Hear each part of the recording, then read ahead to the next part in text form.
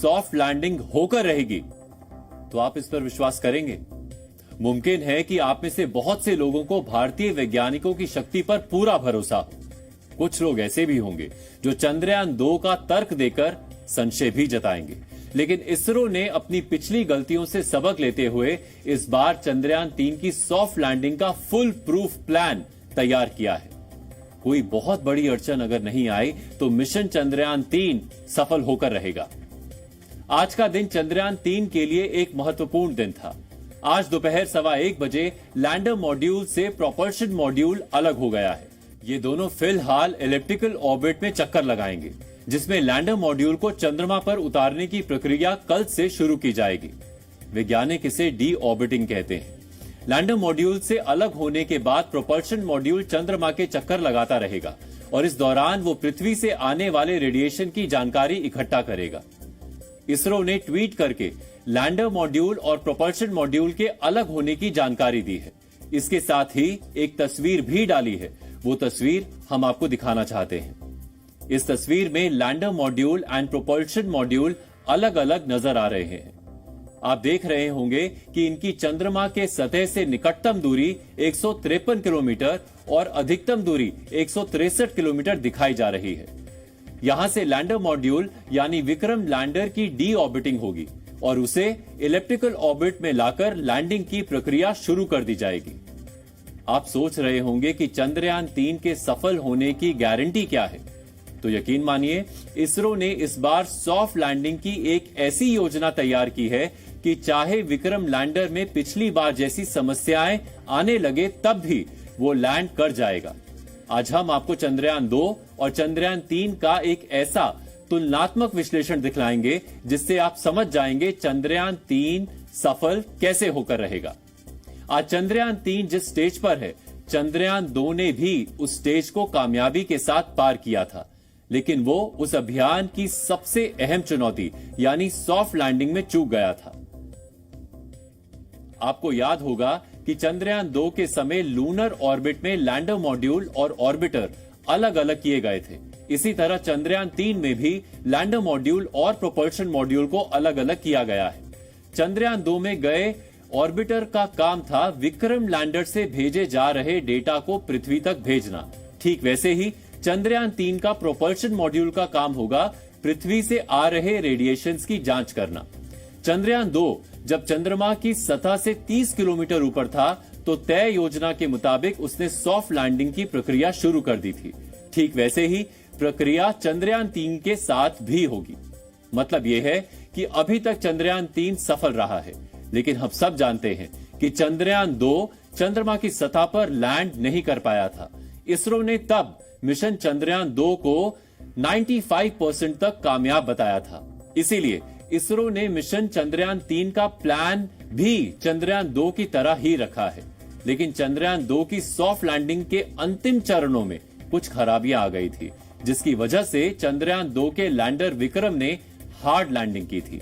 लेकिन इस बार चंद्रयान 3 में कुछ ऐसा बदलाव किया गया है जिसकी मदद से चंद्रयान 3 हर हाल में सॉफ्ट लैंडिंग कर पाएगा।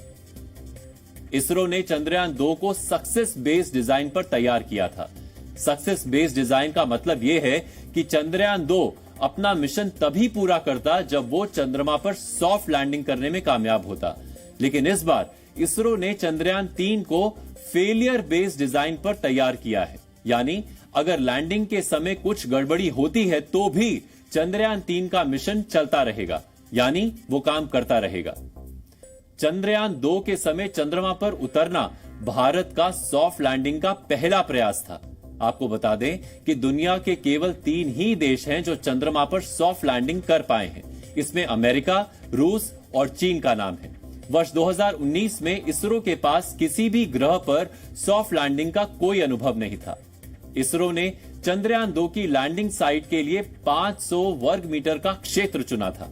हार्ड लैंडिंग के बाद इसरो को पता चला कि इतनी छोटी लैंडिंग साइट चंद्रयान 3 के लिए ठीक नहीं रहेगी। इसीलिए इस बार इसरो ने चंद्रयान 3 की लैंडिंग के लिए करीब 10 वर्ग किलोमीटर का क्षेत्र चुना है। ये पिछली बार के मुकाबले कहीं ज्यादा बड़ी जगह है। लैंडर विक्रम इस बड़े क्षेत्र में से अपने लिए सबसे उपयुक्त लैंडिंग स्पॉट का चुनाव करके लैंड करेगा। लैंडिंग के दौरान चंद्रयान 2 ने चंद्रमा की सतह की कई तस्वीर भेजी थी। इन तस्वीरों की मदद से ही लैंडर विक्रम अपने लिए लैंडिंग स्पॉट का चुनाव कर रहा था।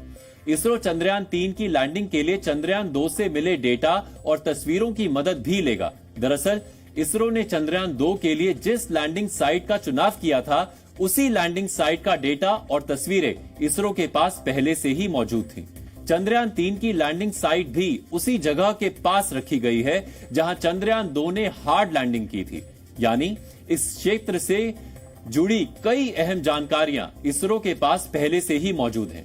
मतलब यह है कि इसरो के पास इस लैंडिंग साइट पर सॉफ्ट लैंडिंग का फुल प्रूफ प्लान तैयार है।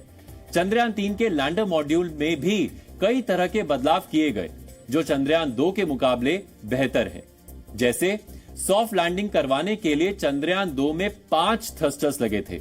इन थ्रस्टर्स का काम था लैंडर मॉड्यूल की रफ्तार को कम करना। हालांकि चंद्रयान 2 के लैंडर के थ्रस्टर्स ने जरूरत से ज्यादा थ्रस्ट पैदा किया, जिसकी वजह से लैंडर विक्रम अपने तय रास्ते से भटक गया था। इस बार चंद्रयान 3 के लैंडर में 5 की जगह 4 थ्रस्टर्स लगाए गए हैं।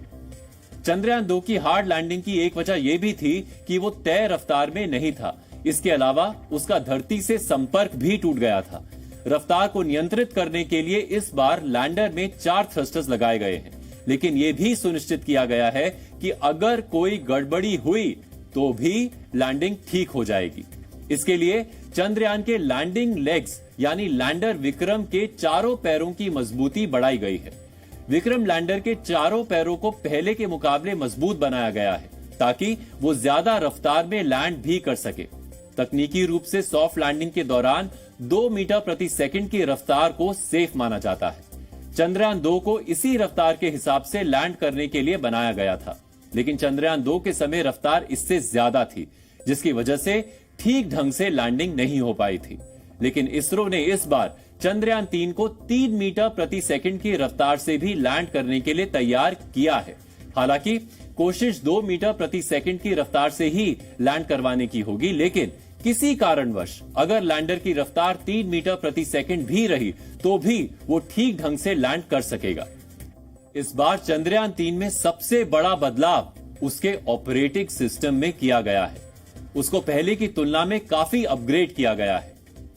चंद्रयान में ऑपरेटिंग सिस्टम का काम होता है इसरो सेंटर से मिली कमांड पर लैंडर का संतुलन, दिशा और गति को नियंत्रित करना। चंद्रयान 2 के ऑपरेटिंग सिस्टम में इन सभी को नियंत्रित करने की सीमित क्षमता थी। यही वजह थी कि जब चंद्रयान 2 का लैंडर विक्रम अपने रास्ते से भटका तो ऐसे में